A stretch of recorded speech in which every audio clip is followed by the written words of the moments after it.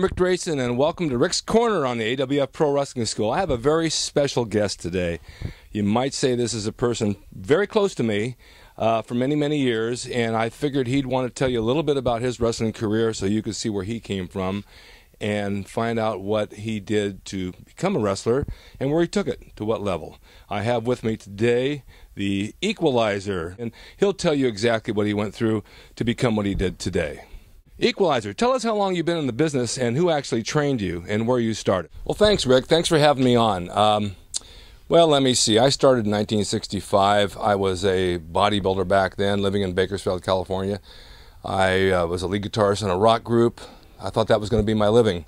I played every weekend at the schools, and I got an interview. I mean, I actually had a record deal with Capitol Records in 1960. And I'd hit the gym every day, and on Thursdays, I believe it was, at the YMCA, the wrestlers used to come to town. And my dad used to always take me when I was 8 and 10 years old to the stadium there. And it was old school. It was a lot of the guys that maybe a lot of you haven't heard of today, but the wrestling matches were awesome. Packed houses, the crowds went nuts. And I thought, maybe I'd like to try this someday. So I met a couple of the guys. I was in pretty good shape. I had won Mr. California. I was on the way to Mr. America. And I had mentioned to two of these wrestlers I'd like to start training. And they said, well, you know, it's a hard business to get into, and you got to know the right people. But if you come down to the Olympic Auditorium and meet Mae Young, she's training people. And I knew she was working the card there, and I thought, well, all right, I can do that. So I drove down to the Olympic, Los Angeles, California. I went into her office, and I talked to Mr. Moto, Freddie Blassie. Jules Strongbow was the promoter. Told him I was interested in wrestling. They gave me the up and down look like, hey, kid, you know, it's a tough business. We don't know if we want anybody new in here, but we'll give you a shot. So they introduced me to Mae Young, took me across the hallway into a makeshift ring. I don't think it was any bigger than 10 by 10 feet. Hardwood floor, a couple of ring ropes. And she looked at me and she says, well, let me see what you can do. And she took me in the mat and she stretched me out a little bit, bumped me a couple of times. Sucker was hard as a rock, but I did it. And she said, look, you got a good body, you're a good-looking kid. Come back here, train with me 5 days a week, and I'll get you in the business. And I made up my mind. That's what I wanted to do. I was working at a gym, playing in a band. I drove 2 hours each way, L.A., got in the ring, worked out 2-3 hours with her. Couple of other people. They had a couple of girls, a couple of guys.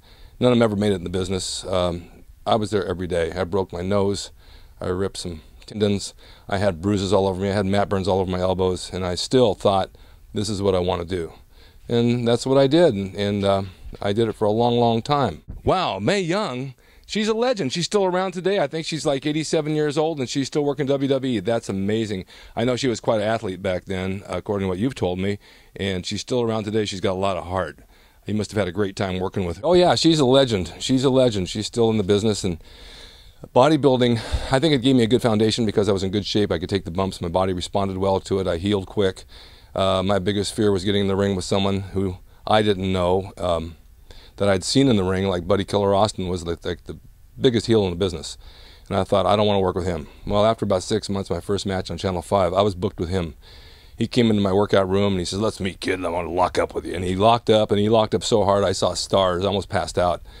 But he says, I like to lock up hard and then I get loose. And well, we did the match, Channel 5, first time, I think it was black and white.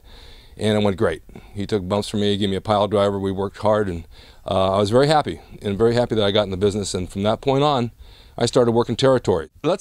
Tell us where you wrestled back then and what the lifestyle was like and what it was like with the territories and maybe some of the people you went against and how you liked your life and what led you into it. Would you please?